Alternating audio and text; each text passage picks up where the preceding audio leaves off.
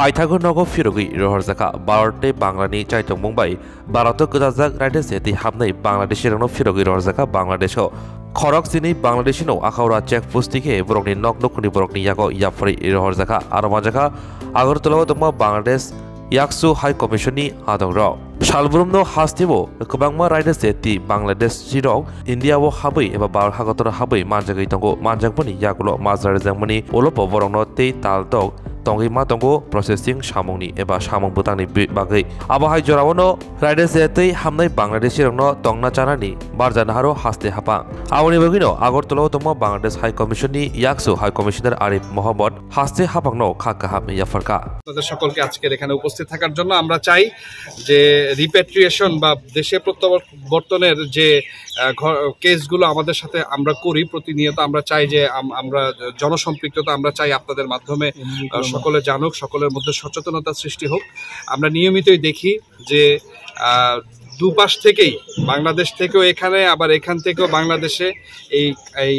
এই বর্ডার দিয়ে অবৈধভাবে মানুষ অনেক ক্ষেত্রে যাতায়াত করেন এবং পরবর্তীতে আইন শৃঙ্খলা বাহিনীর হাতে আটক হন তো এখানে আজকে আমরা যাদেরকে রিপ্যাট্রিয়েশন করতেছি এই 12 জন আজকে বাংলাদেশি যারা প্রত্যেকেই এই অবৈধভাবে তারা বাংলাদেশ থেকে ত্রিপুরাতে তারা প্রবেশ করে এবং আইন শৃঙ্খলা বাহিনীর হাতে আটক হয় পরবর্তীতে তাদেরকে যে মহামান্য আদালত থেকে যে রায় দেয়া হয় সেই রায়ের জেল টাইম শেষ হওয়ার পরেও 6 মাস থেকে 1 বছর পর্যন্ত অতিরিক্ত নার্সিংগড়ে যে ডিটেনশন সেন্টার আছে সেখানে তাদেরকে থাকতে হয় এই লম্বা সময় ধরে আসলে তারা এই রাজ্যের সাহায্যে তারা থেকেছে তাদের থাকা খাওয়ার ব্যবস্থা এটা নিঃসন্দেহে একটা অনেক ধৈর্য এবং অনেক রিসোর্সের প্রয়োজন হয় তো আমি সেজন্য রাজ্য সরকারকে অবশ্যই ধন্যবাদ জানাই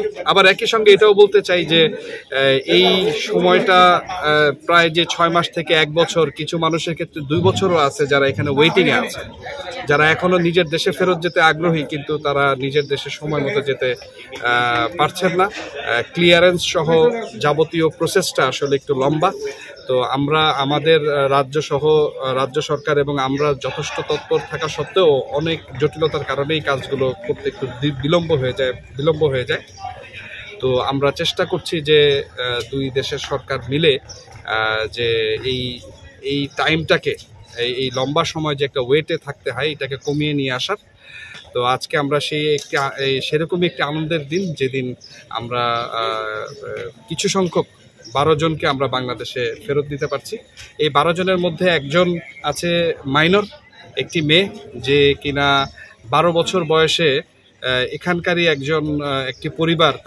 তাদেরই বাংলাদেশেরই আত্মীয়র পরিবার থেকে একটি মেয়েকে এখানে নিয়ে আসে এবং সেই বাড়িতে নিয়ে যাওয়ার পরে তখন সেই বাড়িতে তাকে 2 বছরের মতো থাকে এবং সেই মেয়েটা সেই বাসায় সে গৃহ নির্যাতনের শিকার হয় এবং 2 বছর গৃহ নির্যাতনের পরে সে আসলে ওই বাড়ি থেকে পালিয়ে যায় এবং আইনের আশ্রয় কামনা করে এবং পরবর্তীতে তাকে একটি আশ্রমে এখানে রাখা হয় এবং সেই আশ্রমে আজকে প্রায় 6 বছর 2021 সাল থেকে সেই আশ্রমে ছিল তো তার মানে প্রায় 3 বছর সেই আশ্রমে থাকার পরে আমরা তার যাবতীয় প্রক্রিয়া সম্পন্ন করার পরে আজকে আমরা তাদেরকে বাংলাদেশে হ্যান্ডওভার করছি ওপারে তার মা দাঁড়িয়ে আছেন অধীর আগ্রহে নিজের মেয়েকে পাওয়ার জন্য তো আমরাও আসলে এই রিপ্যাট্রিয়েশনের মাধ্যমে মানুষদেরকে তার নিজ শেকড়ে বা নিজ দেশে পৌঁছে দিতে পেরে আমরাও খুব গর্বিত আমি ধন্যবাদ জ্ঞাপন করছি আমার দূতাবাসের আমার সহকর্মী বিশেষ করে আমার পিছনে আছেন আমার প্রথম সচিব জনাব রেজাউল হক চৌধুরী এবং আমার প্রথম সচিব জনাব মোহাম্মদ আলামিন যাদের ঐকান্তিক প্রচেষ্টায় আজকে এই রিপ্যাট্রিয়েশনের প্রক্রিয়া আমরা সফল করতে পেরেছি ধন্যবাদ জানাচ্ছি রাজ্য সরকারকে বিশেষ করে পলিটিক্যাল ডিপার্টমেন্ট সহ এবং এমইএ সহ সংশ্লিষ্ট সকল অথরিটিকে যাদের ঐকান্তিক সাহায্যে আমরা আজকে এই রিপ্যাট্রিয়েশন সফলভাবে করতে পারছি ধন্যবাদ 2006 সাল থেকেই নিরাপদ অভিবাসন, বিদেশ ফেরত ব্যক্তিদের পুনরুজ্জীকরণ এবং যারা মানব পাচারের শিকার তাদের সাহায্য করার জন্য কাজ করে যাচ্ছি। বিভিন্ন সময় আমরা যখন খবর পাই আমাদের প্রতিবেশী রাষ্ট্রগুলোতে বাংলাদেশি নাগরিকরা বিভিন্ন কারণে প্রবেশ করে আটকা পড়ে আছে, আমরা স্বরাষ্ট্র এবং পররাষ্ট্র মন্ত্রণালয়ের সহায়তায় তাদেরকে ফেরত নিয়ে আসার প্রক্রিয়া শুরু করি। আজকে যেমন আপনারা জানেন 12 জন বাংলাদেশে প্রবেশ করেছেন। এনাদের মধ্যে বেশিরভাগই বিভিন্ন সময়ে দালালের প্রলোভনে পড়ে বেটার অপরচুনিটিসের আশায় ভারতে প্রবেশ করেছিলেন কাজের জন্য। পরবর্তীতে তারা যেহেতু তাদের লিগ্যাল ভিসা এবং পাসপোর্ট ছিল না, সেখানে আটকা পড়েন এবং সাজা ভোগ করেন। পরবর্তীতে তাদের নাগরিকত্ব যাচাই করার পরে আজকে তারা বাংলাদেশের কাছে তাদেরকে হস্তান্তর করা হচ্ছে। আমরা তাদেরকে আজকে জরুরি অর্থ এবং খাদ্য সহায়তা প্রদান করব এবং পরবর্তীতে তারা সমাজে যেন আবার ঘুরে দাঁড়াতে পারে এজন্য তাদের যে ধরনের ট্রেনিং কিংবা অর্থনৈতিক সহায়তা দরকার সেই ব্যাপারে কাজ করব এবং এর পাশাপাশি তাদের মনোসামাজিক কাউন্সিলিং এর জন্য আমরা কাজ করে থাকি।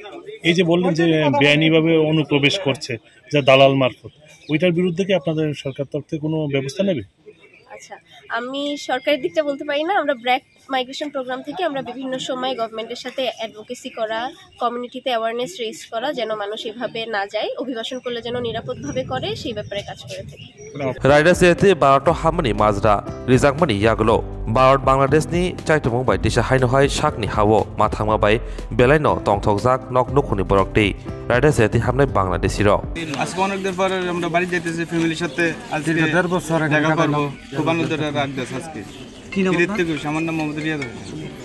কেন এসেছিলেন এখানে? এখন কিভাবে আসছিলাম একটা দালালের ফান্দবের আমরা আসছিলাম, ঠিক আছে। আমরা ইয়ে করতে পারি না, আমরা বিএসএফ ধরছে, বিএসএফ পর আমাদের 6 মাস জেল খাটার পরও আমাদেরকে 15 মাস হুমায়ুন আটকে রাখছে, ঠিক আছে।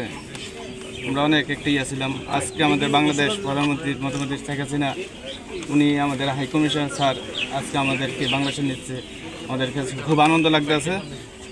ঠিক আনন্দ আর কিছু লাগতেছে। কোন জায়গায় বাড়ি আপনার? দালাল যে আসলে এটা তারা কোন জায়গায়? সিলেটের আছে আলাল করে একজন সংসদনগরে, আর ইন্ডিয়ানের আছে 6-5 জন। ওরে আমাদেরকে বিএসএফ এর নিয়ে ইয়ে করে দিয়েছে। আপনার বাড়ি কোন জায়গাতে? আমাদের বাড়ি চাঁদপুরে, কুমিল্লা চাঁদপুরে বাড়ি। কত টাকা লাগে এরকম ভাবে আইতে আপনাদের?